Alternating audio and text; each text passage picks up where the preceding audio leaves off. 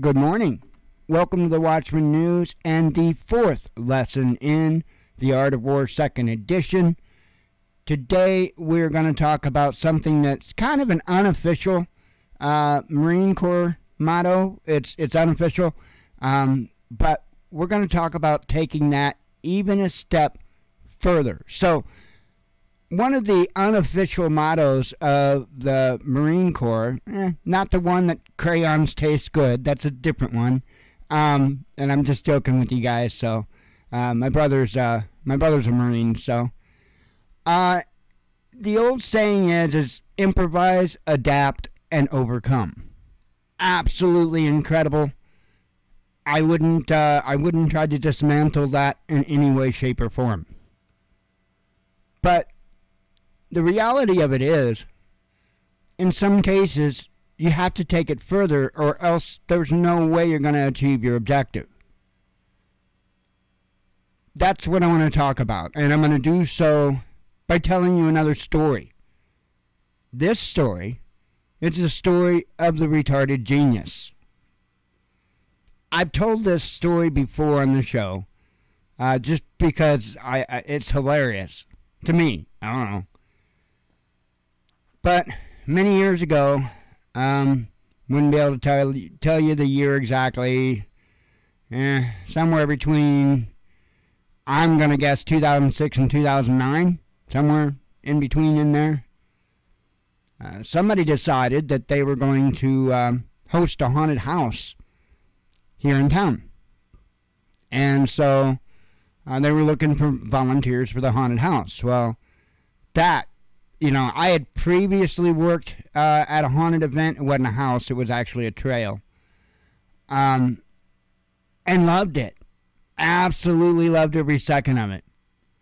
And so, ever since that time, it was a haunted hayride. Ever since that time, I've had this huge yearning to want to do that again. Because I'll tell you what, it's a bunch of fun working in a haunted house. Even if you're not getting paid. I didn't get paid a dime for for either one, actually. And I didn't expect it. I was a volunteer. And so, the latter of the haunted events that I worked at, I actually held multiple roles. Not only was I an actor, if you will, in the haunted house, but I also was head of their security. I was kind of the maintenance guy. I was kind of an all-around guy because, that's the reality of me. I don't know everything. But people want to talk about jack a few trades. Yeah, quite a few trades. And I've got my huge weaknesses, like medical. Medical is probably my biggest weakness, I would say, when it comes to the prepper realm, I would think. I don't know. I would say medical is my biggest weakness. And like I said, I played many roles. That was a heck of a not only a fun time, but man, it can be a bit tough to keep up working at an event like that. So, my role, my acting role, if you were, I was in the second scene. My son was in the first scene. The first scene was a swamp. You walked into not a swamp. No, what was it? Oh, I guess it was a tomb. I guess it would have been a tomb. All there really was in there was a couple of coffins, if you will. They weren't even coffins. They were the thing that, mummies were put in. I think one of them was coffin, and I think the other one was one of the things the mummies put in. It's been a while. But anyway, my son worked in there, and that was the first scene that you came into. I was actually in the swamp. And that was the second scene that you came into after going through the tomb room, if you will. And you came in, and I had things set up to keep your eyes in a certain direction and all that. Well, one of our back areas that we could put stuff, store stuff, or hide, or whatever we needed to do, was right there at my scene. And so I would go back behind the wall and just wait there. And I could see them. I could hear, too. I could tell when people were right there. And, I'd wait for the proper time, and I would hop out, fire up the chainsaw. I had a leather jacket on and a pinhead mask and and so I would chase them out of the swamp into the next room. What was the next room? I think the next room was like a medical room, the doctor's thing, Yeah, that was what was next, the doctor's thing. And Alan was the crazy doctor. And anyway, I was the crazy chainsaw guy. And all went well. I mean, it was a blast. I loved every second of it. It was really a blast. But I kept having this reoccurring problem. And that was the switch on my chainsaw kept breaking. And it would, and it's kind of hard to explain without having one in front of me to show you how a toggle switch works. Or, well, a rocker switch, let me say that correctly, how a rocker switch works. It's a very, very, very basic, crude electrical device. It really is. It doesn't take much for them to start screwing up. Just even a little bit of wear is enough usually. And that was the case here. It had just been used enough, not necessarily by me, but it was an older chainsaw. It had just been used enough that the switch was worn out. But nobody cares about that. People are paying to be scared, right? So I got to fix the problem. I got to come up with a way to fix the problem. Well, I didn't have any other switches or anything to replace that one with or anything like that. So, it was a matter of repairing what I had. I couldn't just replace the bad part. I had to repair the bad part. No other choice. Either that or no chainsaw, and that wasn't going to happen. So, I took it right out back, because haunted house, dark. And right out the back door, the building had a bunch of lights on it, the real bright lights. So I just went back there and real quick pulled apart the handle, which contained the switch. Got the switch, yanked it out, and was able to disassemble the switch itself. Looked in, found the problem, but it was wear. It was something that there was nothing that I could do to stop. But there was still enough material there that I could keep piecing it back together whenever it did fall apart. Right? What it amounted to, there's a little spring in there with a little ball on it. And so what had happened is there after so much use, there was too much play in there, and that ball was able to slip from in between the contact surfaces, from the spring and the other surface that it contacts. It gave it enough room for that ball to kick out to the side, and the switch would quit working. So here's the trick to it all, and here's where the retarded genius comes in. I'm at a haunted house. The tools I have at my disposal are slim at best. I mean, yeah, I could have ran home and grabbed my tools, no big deal. In fact, I think I did. This started on like the first or second night, and after that, I made sure that I had a toolbox in the car. One of my toolboxes. And so, the problem with doing this particular mission, if you will, is the direction that you have to hold the switch as you're reassembling it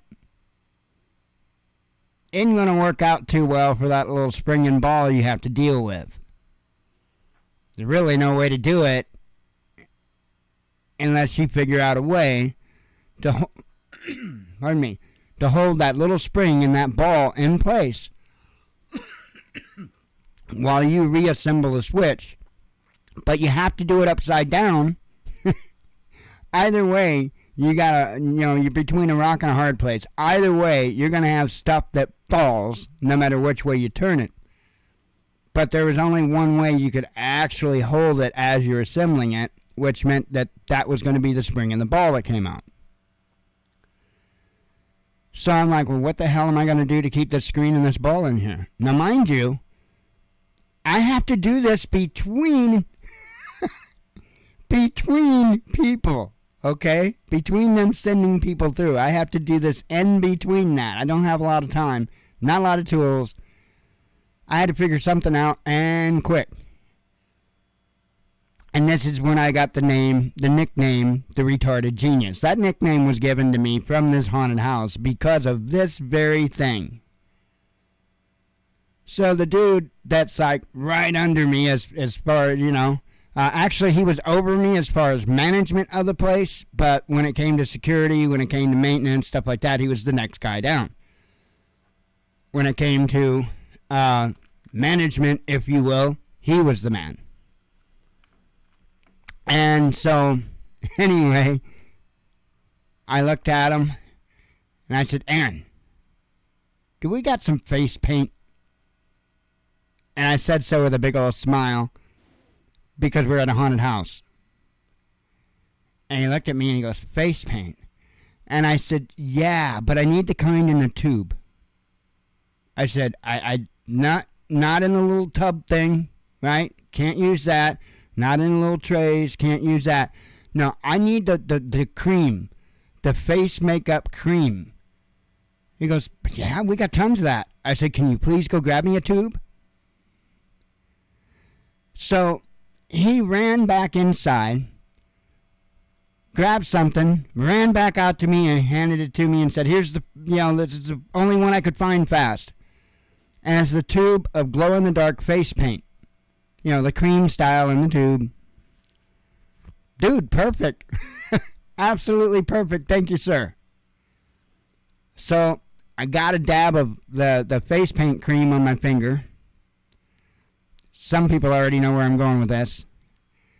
And I start packing that switch with it. Okay? And then I take the spring, set it down in there. The ball, set it on top. And then just kind of made sure that there was enough face paint around it that held the ball and the spring into place. Snapped the switch together, reassembled the chainsaw. I was back inside before, well, there was a little delay. I think there was like a 3 or 4 minute delay that I had held things up, but not bad. And after that, and there was many after that's, after that, when it would break, I could do it so quick they wouldn't even be out of the haunted house. In fact, I got good enough to do it. I could do it in the swamp, which was obviously pretty dark in there. I could actually do it in the swamp right there in place, and I wouldn't have to go anywhere, because once I did it enough times, I got the feel of it, and I'm really good with feel. It comes from working on cars for so many years of my life. There's many instances when working on a car to where you got to put your hands up and stuff like that. You have to get the bolts and stuff that you can't see, connectors, stuff like that you can't see. So you have to have some kind of ability to be able to feel and work with your hands and or tools.